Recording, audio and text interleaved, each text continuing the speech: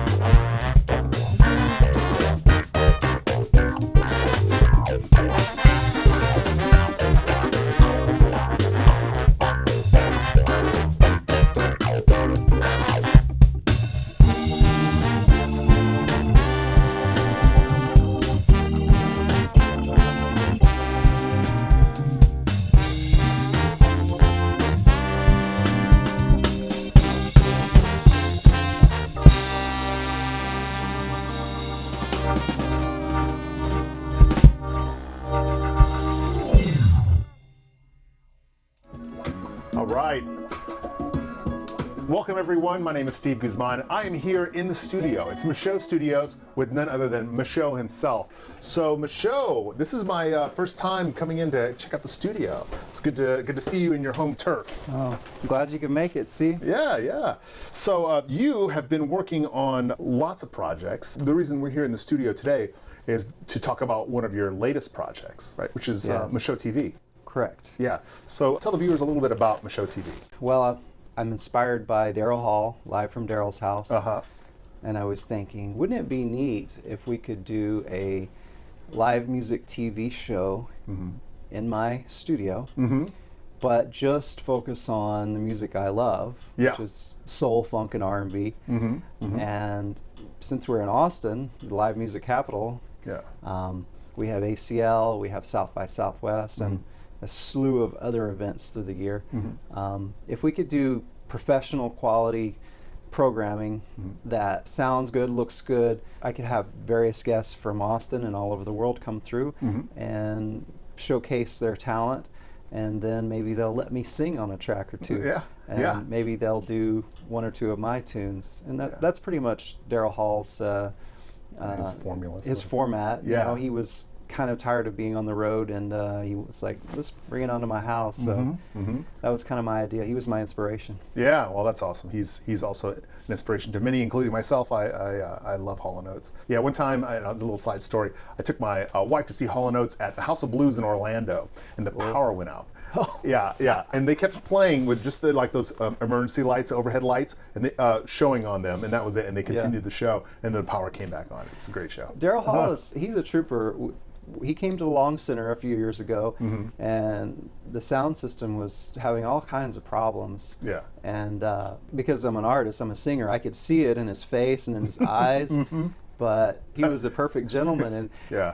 and he pull a sounded. Mariah Carey on it. No, he didn't pull a Mariah Carey. I can see he's having issues, but wow, I don't pull off live when I'm having issues like Daryl Hall. Yeah. Talk about a pro. I mean, Yeah. he sounded every bit as good as he did 30 years ago to my ears, and I'm pretty hardcore when it comes to judging singers. Yeah. Well, that's awesome. Now, one thing I wanted to bring up was, Austin is known for blues, right? Right. But Austin's not known so much for the rhythm in blues, No. right?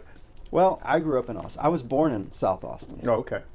and Austin's changed a lot. One of the rare actual Austinites. I'm an original Austinite. Uh-huh. I get that all the time. You were born here? Yeah, I was born in Austin, Uh-huh. South Austin. Wow. So Austin, the landscape has changed a lot. There's still a lot of soulful music here. My dad grew up here in the 60s. He went to the Armadillo World Headquarters. He had a lot of soul back then, and there's pockets of soul around the city. Yeah. Dozen Street on the east side. There's Seaboys Heart and Soul on Congress. There's Brass House. There's Elephant Room, which is more hardcore jazz, but there's some soulful acts. There's places that feature soul, but not what you would have in Houston or Dallas or even San Antonio, where we have, the Latin funk is huge in San Antonio. So my vision was we can show the whole world what Austin has to offer, because there's some soulful groups here. Definitely, yeah. For sure. One of the rare and few good things that came out of Hurricane Katrina was that we got some soulful folks from New Orleans. Yes. Probably like within a month of the Hurricane Katrina incident, my wife and I went to a couple clubs and we heard some sounds we hadn't heard in Austin before. We got Cyril Neville and a lot of musicians that I need a new place to live because my home is devastated. So they came on to Austin and we said, come on. Yeah. We'll make this your home. And they Welcome. did. Yeah. That's great. So is there anyone in particular who stands out to you as far as Austin representing or Austin R&B? I like the guys that have been doing it for 30, 40, 50 years. Yeah. Dr. James Polk. You can see him at the gallery above Continental. I think he's still doing Church on Monday. Black, Red and Black, Brendan Temple, Red Young, Ephraim Owens.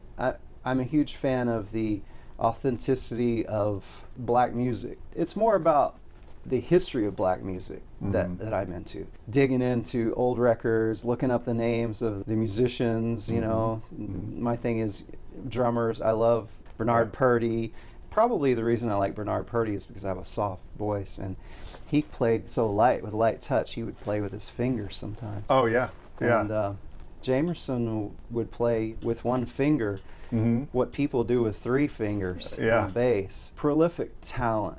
The old cats, the ones that came up in jazz. They were jazz players who were pulled into soul sessions. Those are the guys they had. Right.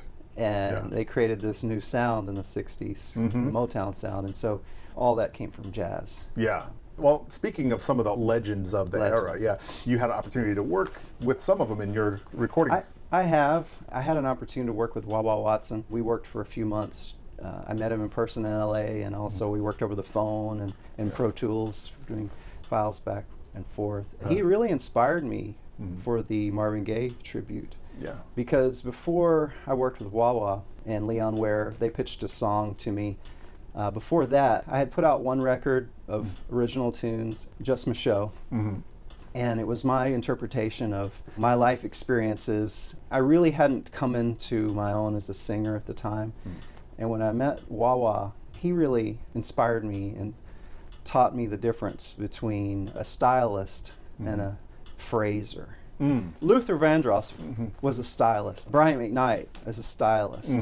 But your Marvin Gaye, your Ronald Isley, your Curtis Mayfield, they're phrasers. And it's about where you put the note and where you cut it off. You know, he would always say, why do you have to hold that note out? Why do you have to do those runs? It doesn't take all that. Yeah. In fact, it detracts from the soul of the music. You need to leave room for the song to breathe, the communication between musicians, the singer and the other musicians. You're having a conversation in the song with all the moving parts. One of the things I hate is to be in a band where everyone dials in their monitor and like, okay, this is what I want to hear. Yeah. We're going to dial in exactly what we want to hear so we can just do our thing. We don't care what the rest of the band's doing. This is what we want. Yeah. I'm the exact opposite. I want to be in the room having a conversation, hanging out with the musicians, because it's about family. That was one of the main reasons I recorded my latest record with Jamaican musicians, because we're family, we're having a conversation.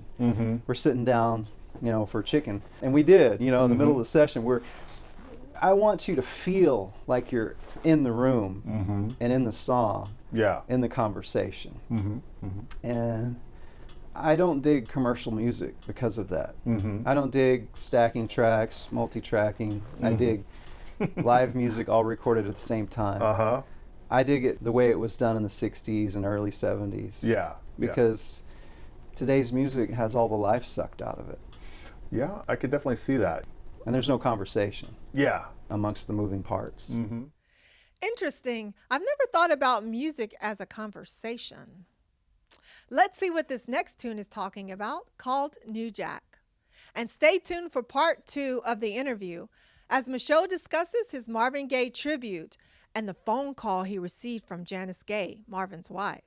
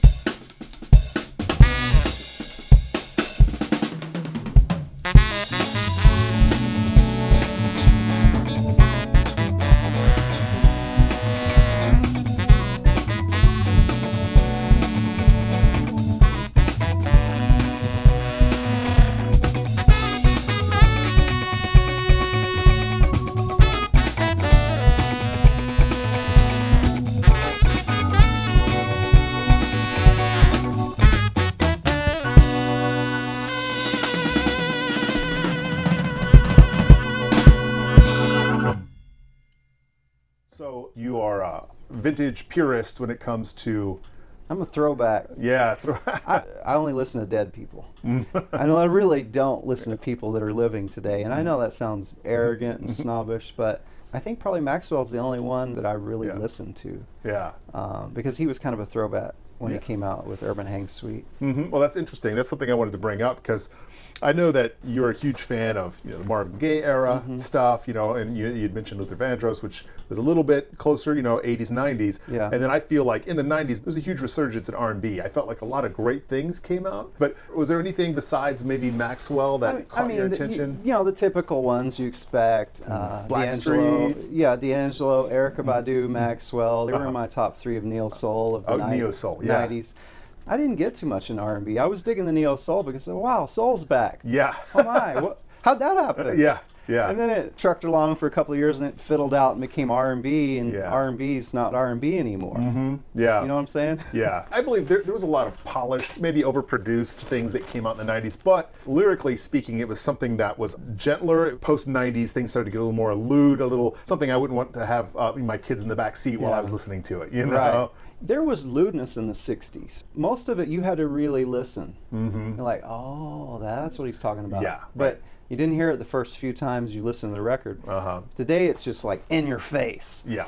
I think it should be tasteful. In the context of the story, whatever your story is, I don't get into the sensuality just for the sake of selling records. Right.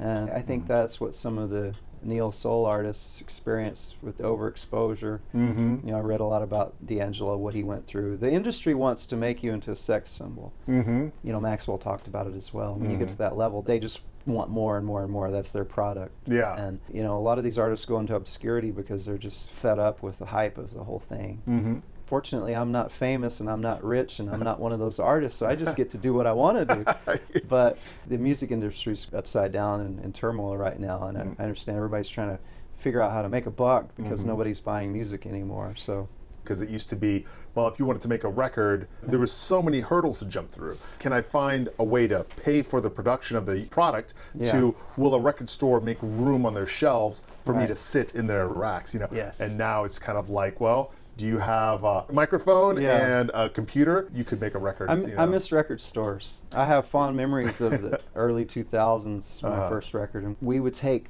my records and my posters to Virgin and say, hey, can we get in your store? We started our label, and we're like, wow, you got a lot of nerve coming up here.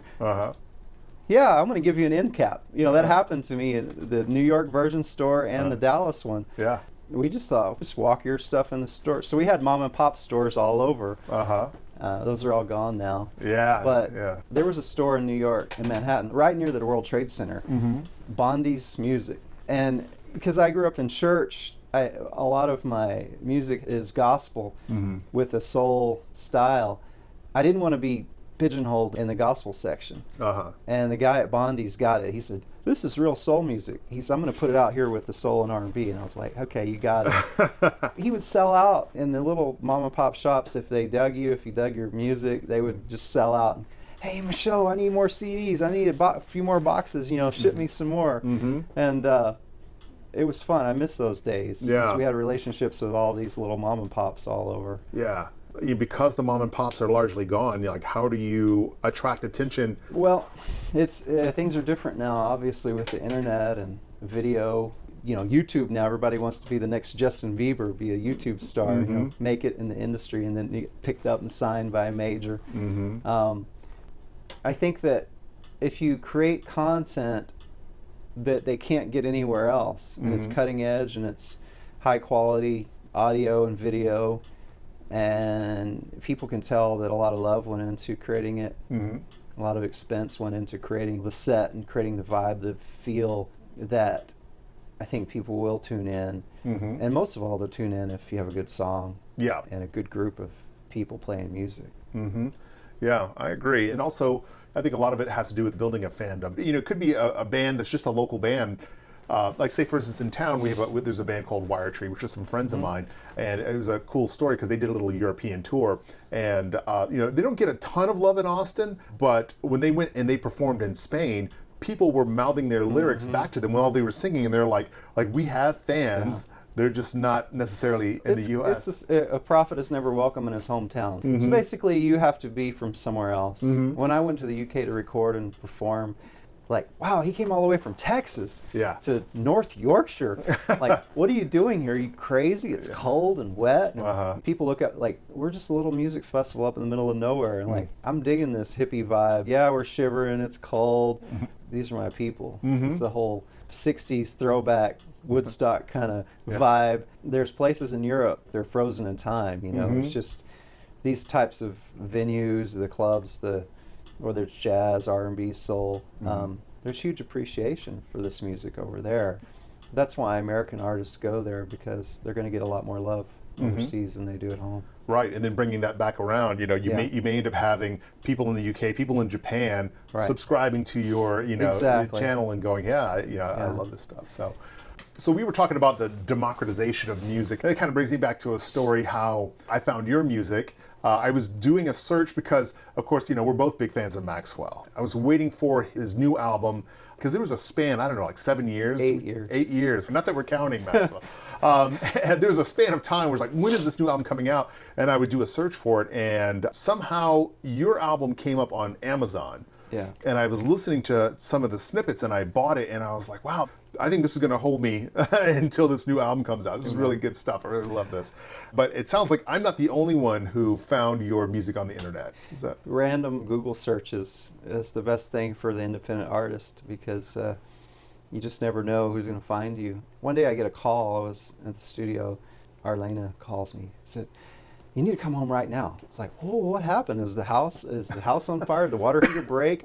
You need to come home right now. We got this message on our phone." And I'm like, "Oh, what is this?" "It's Janice Gaye." And I was like, and I panicked. I said, "We paid for our copyrights. We paid up front for all of our songs," because I covered what's going on. She said, no. She liked it. She was doing a Google search, and she just randomly found a CD review. It was her Jazz Times or one of the jazz magazines, Modern Jazz. I don't know which one. And she found the website, and she called. She just said she wanted to talk. So we called, and we talked for 2 hours. Wow. And she just, said, we have the quote on our website, michauxmusic.com. You can read what she said. Yeah. But she was so sweet. We're friends on Facebook. And she was basically asking, what is it about your covers, your tribute? It's so different. Like, I don't understand. I said, well, first of all, I love Marvin's music so much, I didn't want to overdo it.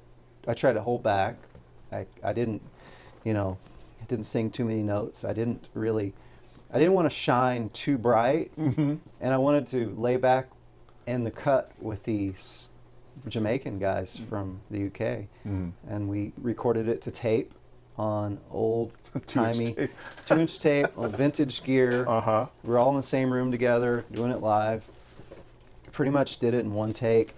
After rehearsing the songs for a couple of weeks, a few times, we wanted to get the feel of, this is live music, this is the way they used to record. And most of the vocals are the original scratch vocals. Some of the verses were redone. Some of the choruses and all the ad-libs are original. There's no overdubs, and there's no punching in, and there's no editing, and there's no computers. Wow. And then just the love and the whole kind of the Jamaican vibe, it just worked, and I wanted it to be respectful. After working with Wawa, he told me so many stories about Marvin and touring with Marvin. I just started really immersing myself in Marvin's music. If it hadn't been for Wawa, I wouldn't have done this record, and I wouldn't have understood the thing that Marvin was doing. Yeah. It was in my head when I would listen, but I didn't understand where it was coming from down in here. And that came from hours and hours and hours of working with Wawa Watson. Yeah. I had mad respect for Leon and Wawa both because of their history. I'm a huge black music history fanatic. Anybody that sees my posts on Facebook, they're like, is that all you talk about is black music history? Don't you have anything else you're interested in?